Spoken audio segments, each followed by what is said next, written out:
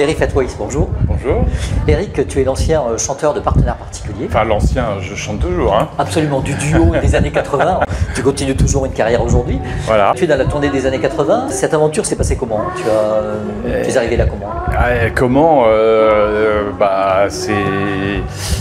c'est un, comment dire, un long parcours. Enfin, je veux dire, non mais ça fait déjà en 2023, ça fait quoi? Ça fait presque 15 ans déjà que les années 80 sont revenues un peu à la mode. Hein. Donc en 15 ans, il s'est passé pas mal de choses. Il y a eu une première tournée en fin des années 2000, RFM Party 80 qui est devenue Star 80, à laquelle on a participé les 2 premières années. Ensuite, on a fait d'autres concerts, plus où il y avait que nous, parce qu'on avait sorti un album début des années 2010. Absolument, voilà, j'adorais ce titre. Par exemple, voilà. Et enfin voilà, donc au fil des allées-venues, des rencontres, etc., on nous a proposé un jour de faire partie de cette tournée-là, qui était donc en 2017, si je me souviens bien. Donc ça fait quand même pas mal de temps qu'elle tourne, même s'il y a eu quelques petites interruptions à cause du Covid, quoi. Voilà. Partenaires Particuliers, depuis le début, a subi beaucoup de modifications. D'abord, à la toute première formation, vous étiez 3, avec un 3e qui n'a pas été le même pendant quelques mois. Ouais, voilà, je vois que tu es bien renseigné. Oui, c'est toi qui me l'as dit il y a 35 ans. Effectivement, j'avais oublié ce point-là. Mais donc oui, au début, moi, Partenaires Particuliers, c'est mon projet, hein, c'est moi qui suis à l'origine de ce truc-là. Faut juste comprendre qu'à l'époque, moi j'étais étudiant, je n'avais pas du tout imaginé une carrière dans la musique. C'était juste un truc pour se marrer, parce que les cours à l'époque, ça m'emmerdait un peu, j'avais envie de me changer d'idée. Donc j'ai demandé à des copains s'ils voulaient faire ça avec moi, sans forcément faire attention aux compétences des uns et des autres. C'était comme ça, quoi. Camaraderie. Et bon, donc quand on a commencé à travailler un peu plus sérieusement, forcément, voilà, il y a des ajustements. Et finalement, on s'est assez vite retrouvés à 2. Bon, il y a eu effectivement 2 troisièmes différents, mais en fait, on était surtout 2 qui créions ensemble à l'époque.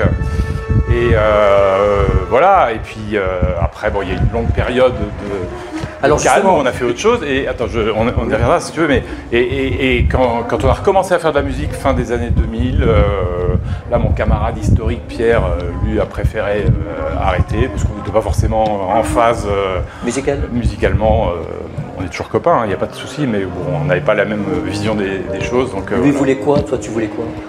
Bah, il voulait, on n'avait pas, le style musical était plus tellement cohérent, quoi. Ça matchait pas. On va rentrer dans le détail, mais bon, voilà. Il n'y avait plus d'osmose. Il n'y a plus d'osmose. Donc c'est à ce moment-là que Manu Ducrot est arrivé et la formule qui continue encore aujourd'hui. Voilà. En 87, après le premier album Jeux Interdits, vous avez sorti 3 extraits donc, de cet album. Vous avez enchaîné quelques mois plus tard avec Le Chant des Vautours. Ouais. C'est un petit peu cet album, tu expliquais, qui vous a mis dans le sac avec la chanson L'Armée, car paraît-il, les médias n'ont pas supporté que vous critiquiez l'armée. Est-ce que c'est la raison? Alors, je pense pas, alors, je sais pas si j'ai dit ça, mais je pense pas que ce soit ça qui s'est passé.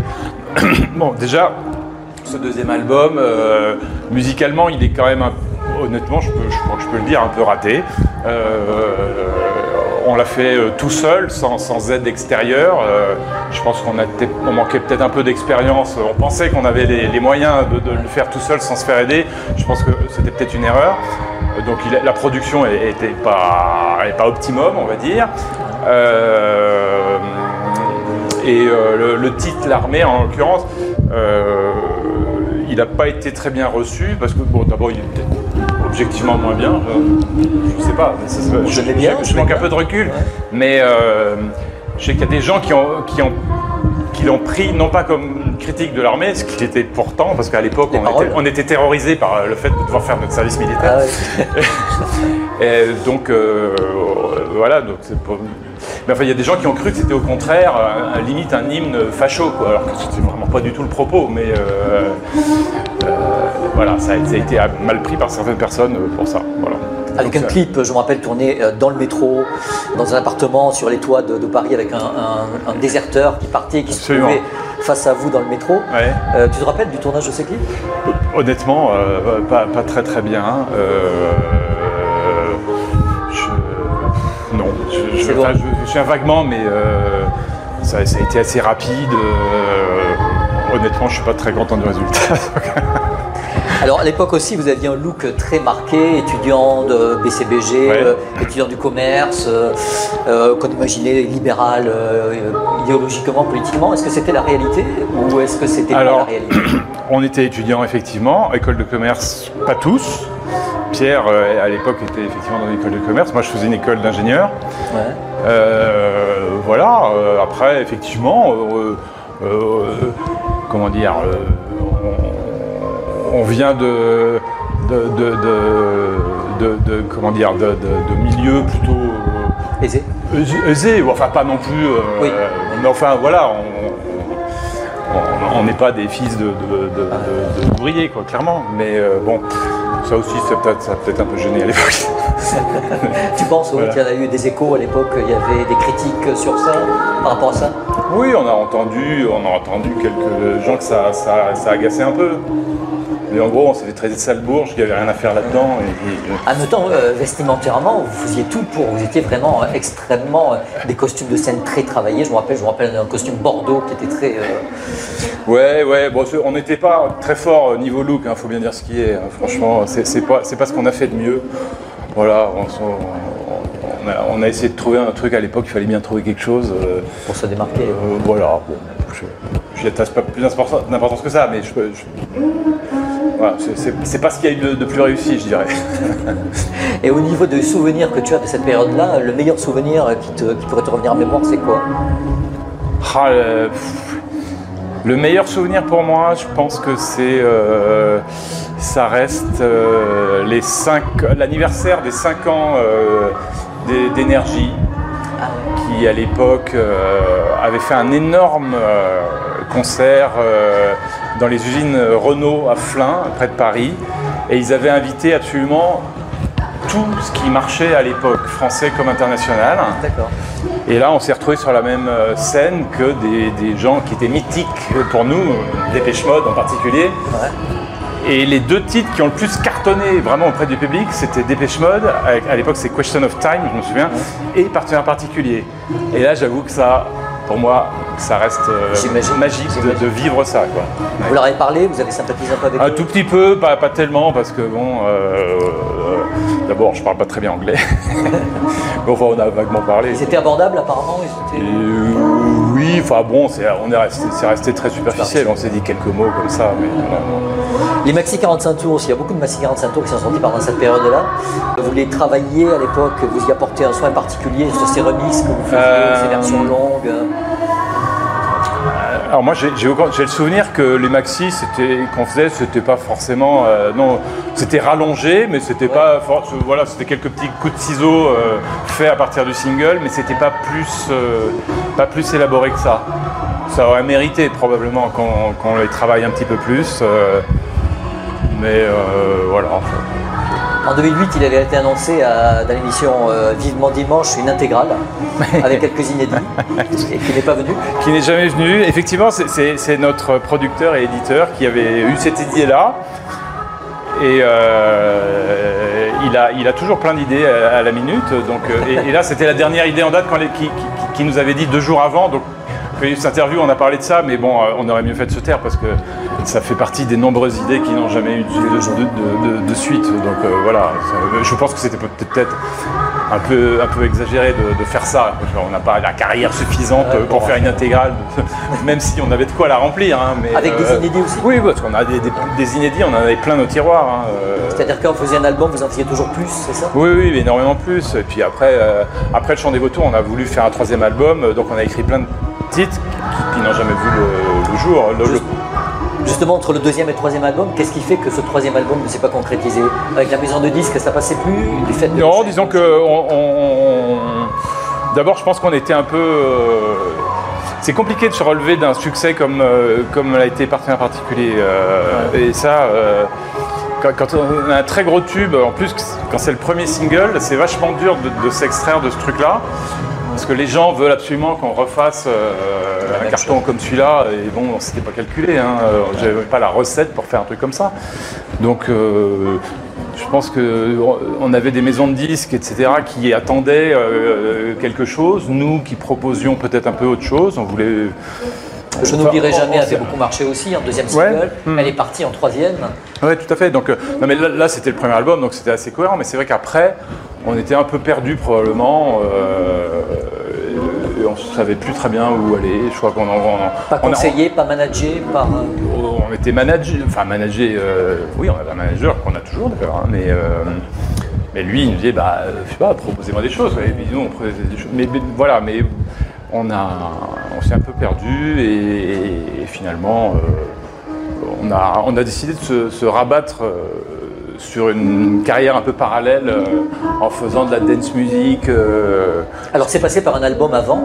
Alors en 2010, il y avait Golden Boy, il faudra m'expliquer. Alors ça c'est bien après, ça, oui ça c'est en 2010, moi je parlais c'était au début des années 90, mais effectivement, donc fin 2000, début des années 2010, il y a eu l'album Geek. Voilà, Geek. Voilà. Que j'avais vraiment envie de faire. Avec un clip sympa, très sympa aussi. Avec un clip sympa, etc. Bon, après, il n'y a pas eu un accueil, il n'y a pas eu un intérêt médiatique énorme, on va dire. C'est ce que tu as expliqué, tu as dit les gens n'attendent plus ça de nous en fait. Les gens, ils attendent rien de nous en fait. Ils attendent le tube par un particulier. Ouais. C'est pas frustrant ça? Si, c'est un peu frustrant. Enfin, ça l'a été. Ça l'est moins maintenant parce que. Enfin, au début, c'est vrai qu'être toujours ramené à ce morceau-là, ça peut être un petit peu frustrant. Mais quand on se rend compte au fil des années que c'est devenu un vrai standard des années 80, et quand on voit le plaisir que les gens, le public a à l'entendre, honnêtement, on voit plutôt le verre à moitié plein qu'à moitié vide. Bien sûr. Donc, non, ça c'est plus un problème. Donc, je pense qu'aujourd'hui, les gens n'attendent pas un nouveau type de partenaire particulier. Donc, c'est pas grave, c'est comme ça. Et toi, l'envie de composer, de créer, nanana? J'aimerais bien, mais j'ai pas envie de travailler pour rien. Donc, je dis pas que ça n'arrivera pas, mais c'est peu probable pour l'instant en tout cas. Et non, par contre, du coup, on s'est fait plaisir et visiblement, on a fait plaisir au public aussi en se réappropriant tout ce qu'on avait aimé quand on était jeune, qui nous avait fait monter par terre particulier, c'est-à-dire toute la new wave anglaise. Donc, on a sorti un album qui s'appelle New Wave 80 il y a quelques années où on reprend tous les Depeche Mode, New Order, etc. Et visiblement, c'est pas forcément les morceaux qu'on entend des morceaux qu'on entend beaucoup. Enfin, je parle des originaux. Les gens les entendent pas tant que ça. Les radios 80 passent surtout du français en fait. Et donc en concert, on fait beaucoup de titres comme ça, et les gens sont visiblement assez contents, quoi. Comment tu vois le métier d'aujourd'hui par rapport à ce qu'il était dans les années 80?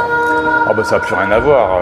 Après, je ne connais pas bien le métier d'aujourd'hui, très franchement, donc je ne veux pas parler de ce que je ne connais pas, mais ce que je vois, c'est que dans les années 80, il y avait une variété de choses dingues. Chacun faisait son style et ça marchait, quoi. C'est les radios libres qui ont apporté ça, cette diversité incroyable. Aujourd'hui, j'ai l'impression que tout est très très très formaté, et moi je trouve ça un peu dommage, quoi. Et dans le fait qu'aujourd'hui c'est très difficile de vendre des disques, que l'avenir des artistes est dans le spectacle vivant plutôt que le disque, contrairement aux années 80, c'est quelque chose que tu déplores, je déplore, moi je m'en fous de toute façon, parce que de toute façon j'ai plus de disques à vendre, mais non, moi à la limite ça m'arrange, parce que nous on fait plein de concerts du coup, et c'est très bien comme ça.